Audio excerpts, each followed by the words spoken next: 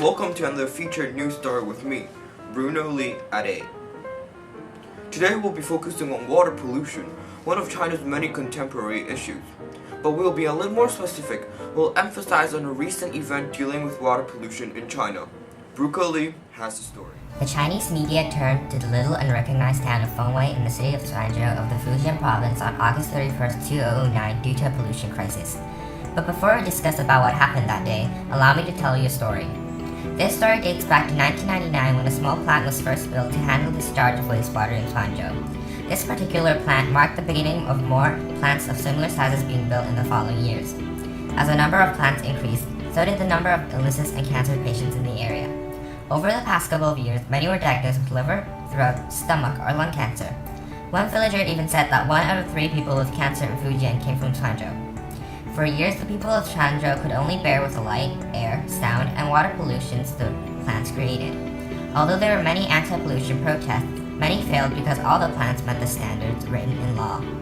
In December 2007, the construction of yet another new plant was completed. The plant was built as an oil refinery plant as well as a tannery. This plant only began operating on this year's August 9th. But as soon as it started operating, it created an exceptional amount of pollution in the area, exponentially more than the pollution caused by older plants. Furthermore, a hideous stench constantly spread itself everywhere and was said to induce nausea. Villagers started a peaceful protest until they could no longer tolerate the ignorance of government officials for 2 weeks.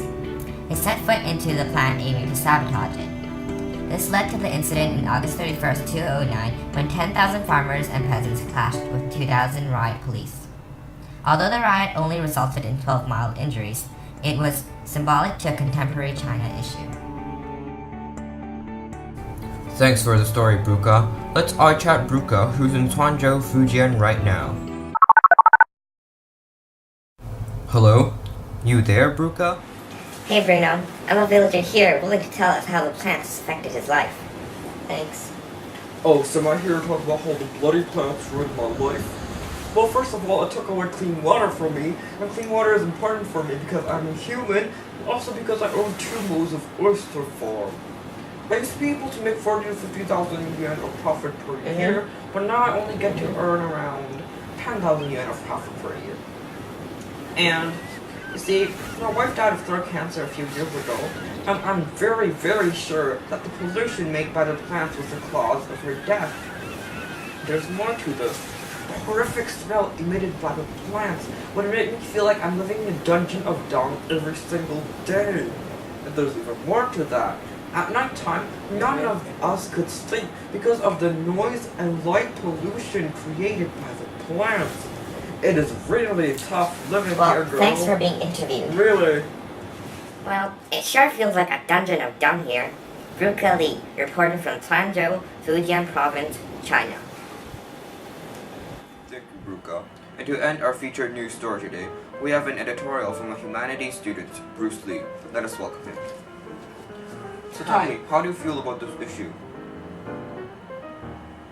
The global and worsening issue of pollution has never been old news to us, but I never knew that plants and oil refineries were capable of creating up to 4 types of pollutions at once: air, water, light, and sound. These pollutions are damaging the Suzhou people physically, psychologically, and economically. So I went home and thought of 3 plausible solutions to this problem. The first solution is to have the Fujian government relocate the plant, and the second solution is to have the Fujian government relocate the people in the affected areas. The first solution was recently put into action when 2 oil refineries in Nansha and Guangzhou were relocated.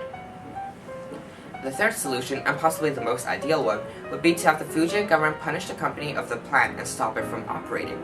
And that is what I want. I want the Fujian government to punish the company responsible for the plant, and either the plant or the government should give the affected people a reasonable amount of compensation. Thankfully, this has been put into action as the government has agreed to shut down the plant during the August 31st protest. After further investigation, 3 people responsible for the improper handling of wastewater were arrested on October 14th, and 5 responsible government officials were punished. Furthermore, fishing industries will receive compensation from the company of the plant. I'm very pleased to see a happy ending to the story and see one of my envisioned solutions to this problem come true. It is very important for China to become more aware of its water pollution because water pollution, according to the global survey company GlobeScan, is currently the greatest environmental threat. Think about this. According to a Circle of Blue report, more than 3/4 of urban river water in China is not fit for drinking and fishing. China, being a world leader, should definitely value more on clean water as it is recognized as a human right by the UN. Thank you very much for your insights, and see you tomorrow for another featured news story from me, Bruno Lee. And stay tuned right after this for our weather report with Brucey Lee. Have a good evening.